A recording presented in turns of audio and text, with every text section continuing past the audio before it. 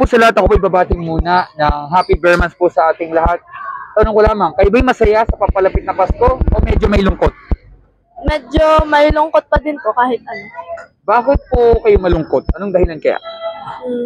Siguro po stress lang, saka medyo madami lang din pong iniisip.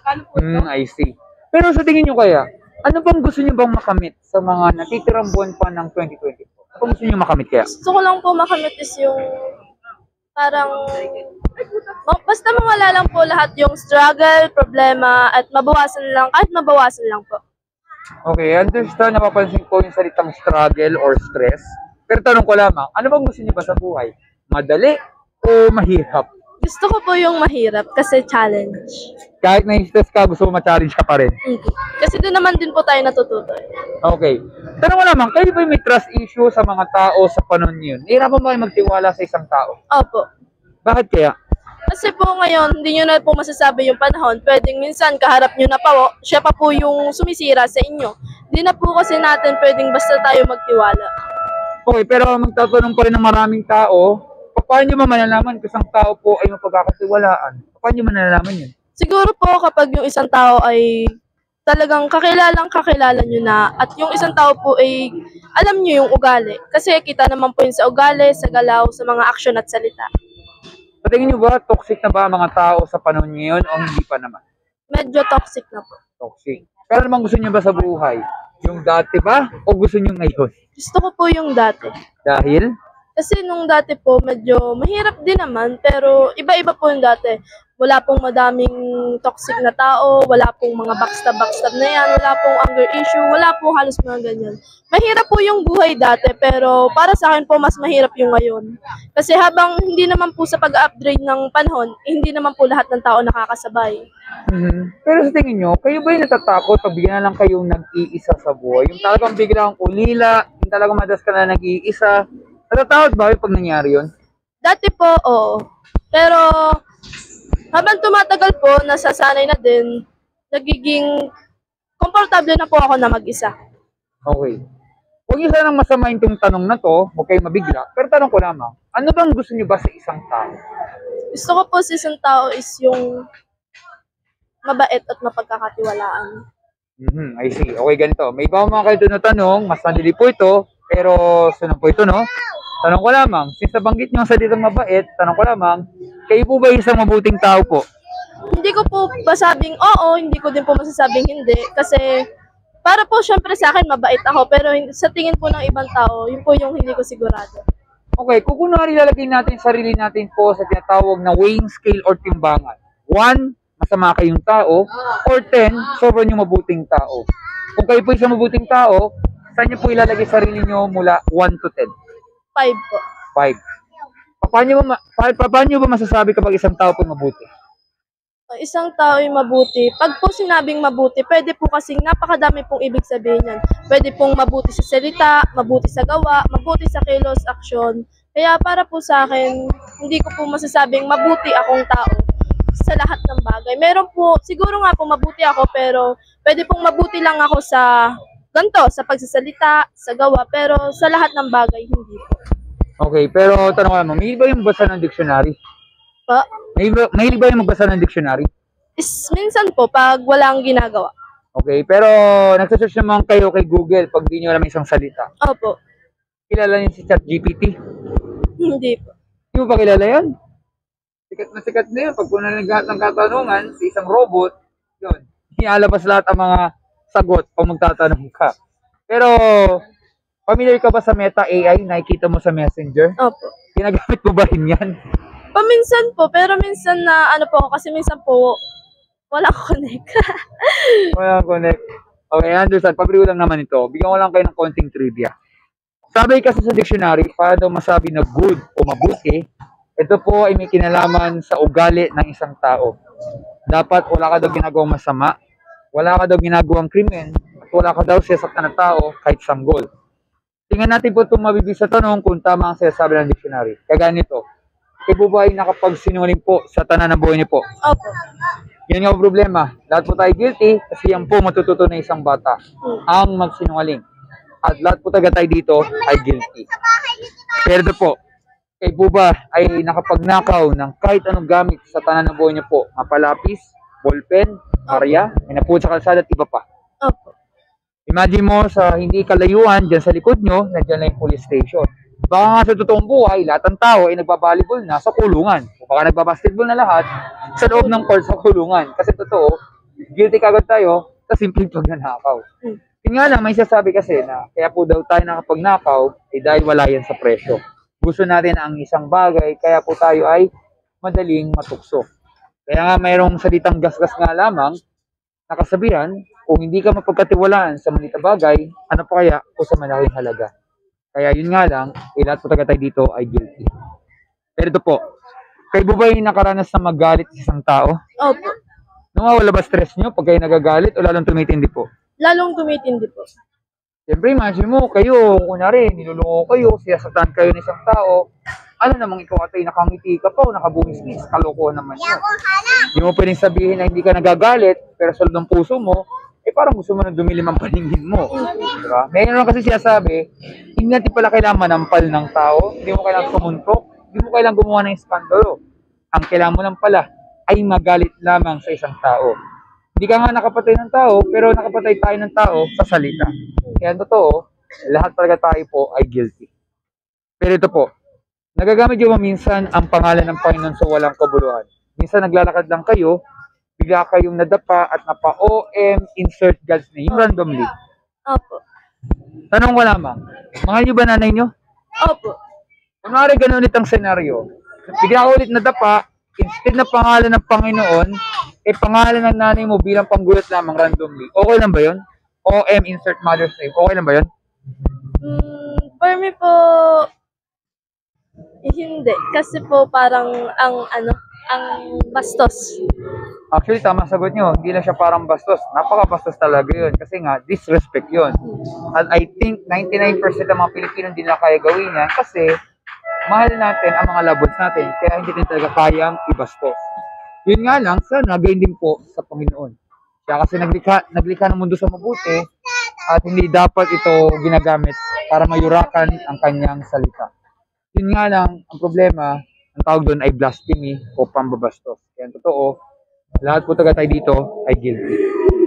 Lilinawin ko po, hindi ko kayo hinusgahan, hindi ko kayo sinisiraan. Ito po itanong po para sa ating lahat. Sa tingin nyo kaya, kung tayo pong mamatay, hindi po ito pananakot, at haharap po tayo sa judgment day sa Panginoon, kayo ba ay guilty o innocent po kayong tao? Guilty po. Saan kaya kayo pupunta kung sakali? Sa langit ba kayo pupunta o sa impyerno? Tanong lamang po. For me po sa langit kasi naniniwala po ako na ililigtas niya ako at inililigtas niya ako palagi. Parang kunwari, bigyan ko kayo ng mabilis lang na halimbawa. Kunwari may isang kriminal. Sabihin natin siya ay nakapagnakaw siya sa pera sa bangko, nahuli siya ng pulis, at ito po ang sasabihin niya sa judge. Judge po, guilty po sa gawang kasalanan. Pero I think naman, judge po, ililigtas niyo po ako sa kapahamakan. Alam ko po yung nagawang kamalian. Baka naman siguro ililigtas niyo po para hindi ako mapulok sa kulungan. Sa banding salita, nangangatuyan pa ang kriminal. Kasi alam niya, pwede siya maligtas sa kapahamakan kung bibigyan siya ng second chance. Kaya ang problema, ang sasabi ng judge, hindi po pwede yun. Kasi kailangan niyang pagbayaran, kailangan pa rin siyang itapon sa kulungan. Tama po ba? Tama po kasi dapat bago po tayo gumawa ng isang bagay, iniisip din po natin yung mga consequence na pwedeng mangyari. Kahit po gaano ka pa kahirap, mali pa din po yung magnakaw kasi pwede naman po, ang ninakaw natin ay pinaghirapan din ng ibang tao. Kung napaghirapan po nila, kaya din nating paghirapan yun. Yun nga. Pero ito po kasi yung problema. Yung sinabi ko po ay parang kalintulad lamang sa sinasabi ng Bible. Kung saan ang mga tao po na nagsinungaling, nagnakaw, nagtanim ng galit, at iba po mga nagawang kasalanan, magaan o mabigat, ay walang makarating sa langit. Hindi makikita ang karin ng Diyos kung hindi itatapon po sa nagabagang apoy o impyerno. Simple lamang tanong ko lamang po sa inyo. Kayo po ba'y nag-aalala na maaaring kayo po ay sa impyerno pupunta, pero hindi lang po kayo. Buong mundo po ay mapupunta sa hell. 9 billion na katao as of counting dahil may nagawang kasalanan sa harap ng Panginoon. Kayo ba'y nag-aalala sa sinasabi ng Biblia? Hindi po. Bakit po hindi? Kasi simula po nung nakakilala ako kay Lord as a born again, never na po ako nagka-doubt sa kanya. Alam ko po na lahat ng nangyayari sa akin ay nakaplano na at talagang nakaplano na po na mangyari pa. Okay, pero tanong ko namang, simple lang ha, ang Panginoon ba yung nagsisinungaling? Hindi po. Parang napaisip ka pa ata, bakit naman hindi? Kasi po, meron, halimbawa po si Lord, sinabi niya, sige anak, gawin mo yan. Minsan po ayaw natin. So parang maiisip po natin na, ayoko nga, ba't ko gagawin yun? Pero may mas maganda po siya na plano. Meron lang po talagang mga bagay na kahit gagawin, kahit alam natin, hindi pa din natin ginagawa. Hindi, kasi ganito po yan. Kaya ako po kasi naitanong po yan ay dahil kapag ang Panginoon po ay nagsinungaling, lalo na sa kanyang sinasabi sa kanyang salita, sa Bible, wala na po tayong standard. Eh, parang ganito yan po. Di ba may batas po sa mundo na to? Sa tingin mo, kung walang batas, ano mangyayari sa atin? Kung wala pong batas, siguro pare-parehas na po. Lahat na po ng tao, nagnanakawan, nagpapatayan, ginagawa po nila lahat ng gusto nila. Or tama naman po yun. Pero madalas sa sagot yan, kaguluhan na talaga. Imposible itong katahimikan na ito. Baka walang mangyari interpret sa ginagawa na ito kasi walang standard, walang kaayusan. Kasi kapag po Panginoon ay nagsinungaling, wala na po dapat na salitang perfect.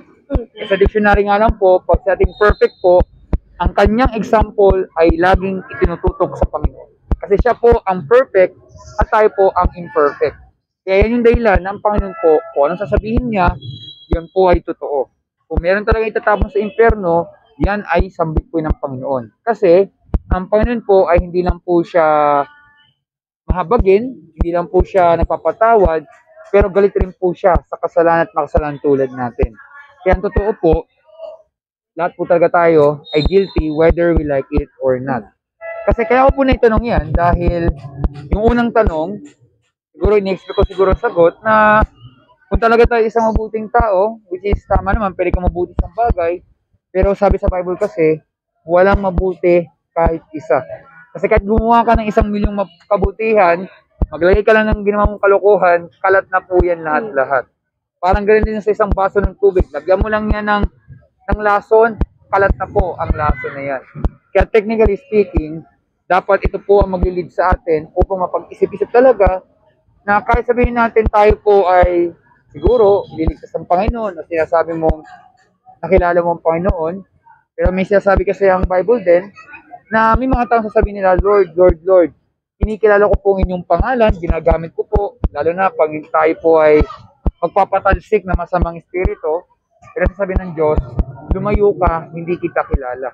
Ibig sabihin, alam ng Diyos na may mga tao po na kahit gamitin niya ang kanyang pangalan, hindi sila mga totoong mananampalataya kasi maaaring nagbunga dahil yung mga nagawa nilang mga kasalanan.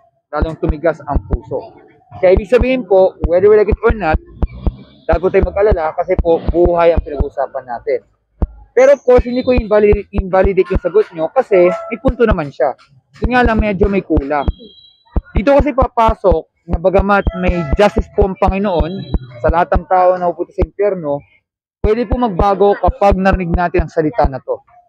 Narinig mo yung salitang mercy, M-E-R-C-Y? Opo. Ano po sa Tagalog nun? Pag sinabi po kasing mercy, parang awa or may po mercy, parang awa nga. Tama, awa. Awa. Kayo ba yung nahingi lagi ng awa sa araw-araw? Opo. Pag sabi ko kasi mercy or awa, yan po ay kalintulad po ng papakumbaba. May mga Kristiyano po na kahit sabihin natin na okay, parang nakilala ko ng Panginoon, pwede pa rin siya huminga ng mercy. Kasi wala man siya pinagkaiba sa mga ibang taong gumagawa din ng kasalanan, pumapalpak din at iba pa. Bagkus nga, mas kailangan pa ng Kristiyano ang mercy ng Panginoon. Kahit nga sinong tao pwede humingi ng mercy sa Kanya. Kasi yan po ay ang isang paraan ng papakumbaba. Inaamin na tayo po'y mahina. Inaamin natin tayo po'y mahina. At kaya nga, kung kayo na-stress o na-struggle, pwede tayo humingi ng awa sa Panginoon. Dahil yan po ay libre, at habang nabubuhay po tayo, lagi pong bago ang kanyang awa kada umaga. Kaya nga, every mercies are new, lagi sa umaga. So pag tayo humingi ng mercy, alam ng Diyos na kailangan natin ito upang hindi tayo mapahamak. Dahil dito daw po papasok ang tanong. At bagamat I think alam niyo na itong sagot na to. Ano ba ang ginawa ng Panginoon upang hindi tayo itapon sa impyerno at tayo po'y makalis po sa Judgment Day? Ano ba ang ginawa ng Panginoon sa ating lahat? Pinatawad niya po tayong lahat sa mga kasalanan natin, and then sinacrifice niya po yung buhay niya. So, yun nga. Tayo pong natin makasalanan, hindi lang sa Pilipinas, pati sa buong mundo. Tama po ba? Opo. Pero ang ginawa po ng Panginoon sa Kristo, binuhi siya po yung kanyang buhay, hindi lang sa inyo, sa ating lahat. Kasi siya po ay nagmamalasakit. Gusto lang niyang tumulong, gusto niya magbahagi. Kasi ang ginawa niyang pag-ibig ay pag-ibig na walang kapalit or unconditional love. Maaaring nung kayo ay mga bata pa kayo o habang kayo ay umiidad na, for example, baka may mga taong nagmamalasakit sa inyo or unconditional love, pero hindi na sila nagpapakilala kasi walang ang kapalit. Para sa kanila, yun yung pinakamagandang paraan para malaman na nagmamalasakit sila sa inyo. Yan yung dahilan kung si Jesus ay pinahirapan, tinorture, kapalit lamang ng pagbabahagi ng katotohanan. Namatay man siya sa krus, pero siya ay nabuhay sa pangatlong araw dahil alam nito na ito po ay siya kailangan mapagbayaran sa pamagitan po ng kanyang buhay. Yan yung dahilan kung ba't siya ay namatay at siya ay nabuhay sa pangatlong araw. Kung saan po ang kanyang dugo at ang kanyang buhay ang naging kapalit. Dahil si Jesus kasi hindi lang siya tao, siya rin ni Diyos. Kaya alam niya, kailangan niya magsakripisyo. Yun nga lang po, ang kaligtasan po ay nasa biyaya ng Panginoon at wala sa ating mabuting gawa.